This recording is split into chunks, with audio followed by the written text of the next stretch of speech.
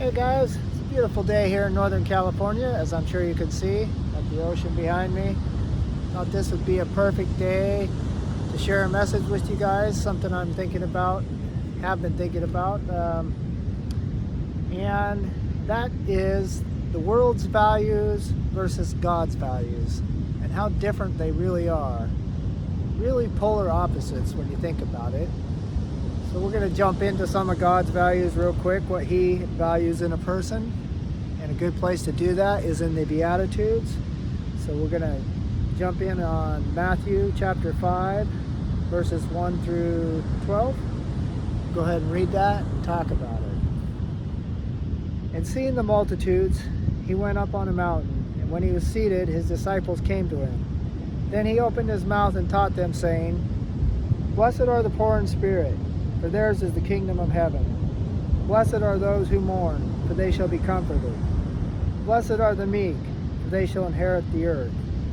Blessed are those who hunger and thirst for righteousness, for they shall be filled. Blessed are the merciful, for they shall obtain mercy. Blessed are the pure in heart, for they shall see God. Blessed are the peacemakers, for they shall be called sons of God. Blessed are those who are persecuted for righteousness' sake, for theirs is the kingdom of God, or kingdom of heaven, sorry. Blessed are you when they revile and persecute you, and say all kinds of evil against you falsely for my sake. Rejoice and be exceedingly glad, for great is your reward in heaven. For so they persecuted the prophets who were before you. All right, I'm going to kind of go down this, and we're going to talk about what really stands out here. So let's talk about the first one. Blessed are the poor in spirit. Does the world value those who are meek and humble? No, it does not. The world does not value that. The world values pride, boastfulness, arrogance. That seems to get by pretty well in this world, does it not? Let's just jump down another one. Blessed are those who hunger and thirst for righteousness. Does the world value those who are looking for truth and righteousness? No, the world cares nothing for that. So once again, we see the world and God's values do not line up. Blessed are the pure in heart. Does the world value people who are pure in heart? No, not really. Blessed are the merciful. Does the world value merciful people? No, not really. Blessed are those who are persecuted for righteousness' sake. Does the world admire that? No, they just, all these things that God points out specifically, or Jesus is pointing this out, Jesus being God, as being very worthwhile and very high in His sight, are basically worthless in the world's sight. The world values power. The world values control. The world values dominance. The world values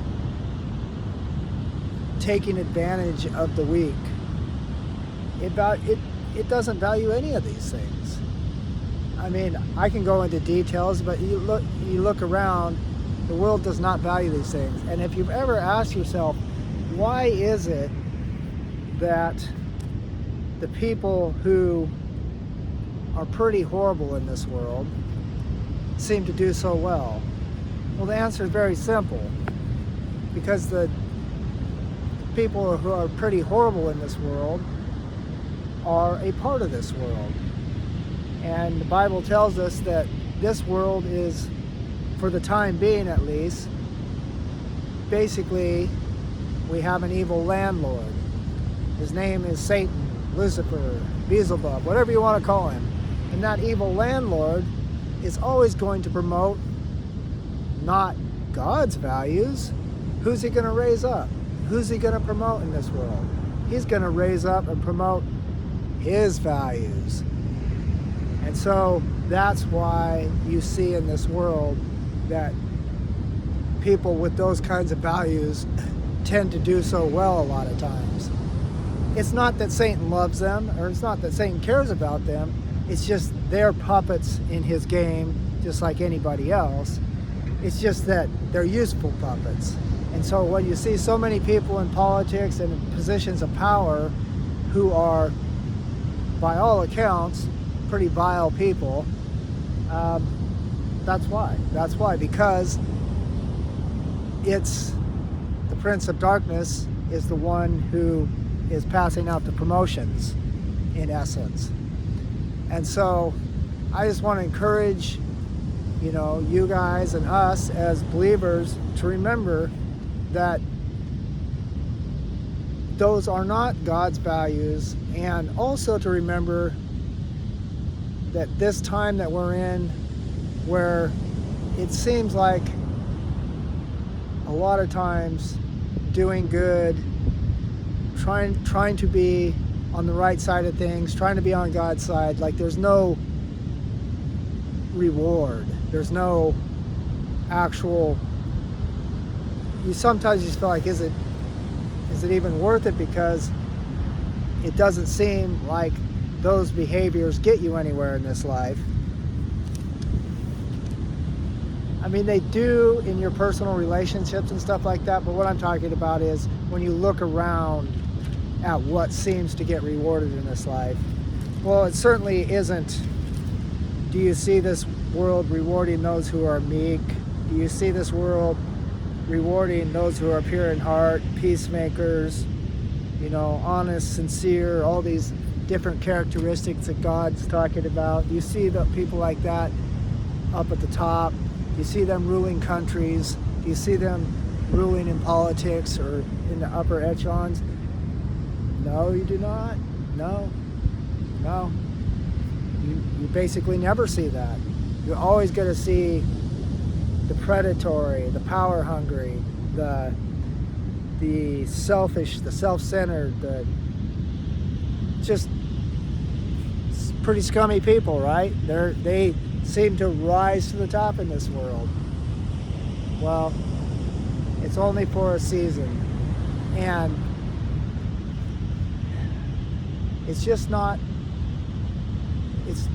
don't be discouraged. That's what I'm trying to get at, is that God sees you. He sees, the sincerity. He sees that if you're sincerely trying to do your walk and being sincere in your efforts to hold true to these values, that He sees that and He will reward that.